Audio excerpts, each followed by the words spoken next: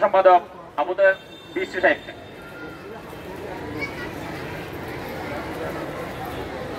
যাক, ধন্যবাদ।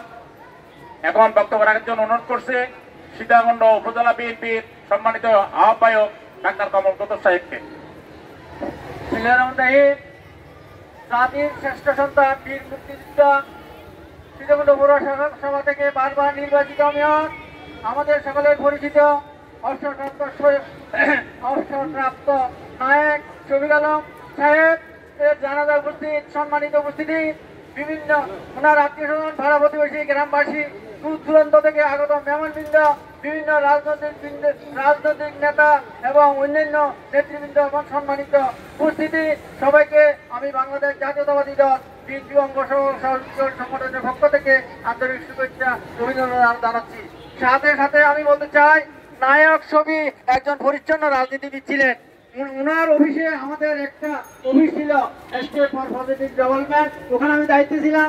ওনার সম্পর্কে আমার অনেক কিছু বলার আছে, সময়ের সংগীতার কারণে আমি বলতে পারছি না। উনি অত্যন্ত একটা ভালো মনের মানুষ ছিল, উনি একজন জ্ঞানী মানুষ ছিল। শুধু একটা কথাই বলে শেষ করতে চাই, উনি বলছেন, ওনার অফিসে আমরা বারবার গিয়েছেন, আমরা অন্যান্য অফিসে দেখেছি, উনি বলতেন আমার অফিসে আমার টেবিলের সামনে কোনো ফাইল নাই, আমি যখন ফাইল আসে আমি তখন ছেড়ে দিই। তিনি অত্যন্ত দক্ষতার সাথে উনি ওনার মেয়রগিরি পরিচালনা করেছেন।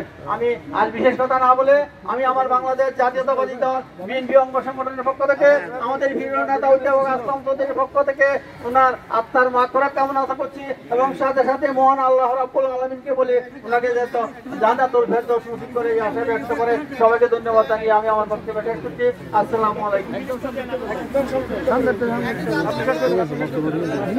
এখন কিছু বলার জন্য অনুরোধ করছে ওনার পরিবারের পক্ষ থেকে নূরে আলাই জুয়েল, ওনার মেজাজলে কিছু বলবেন। বিসমিল্লাহির রহমানির রহিম।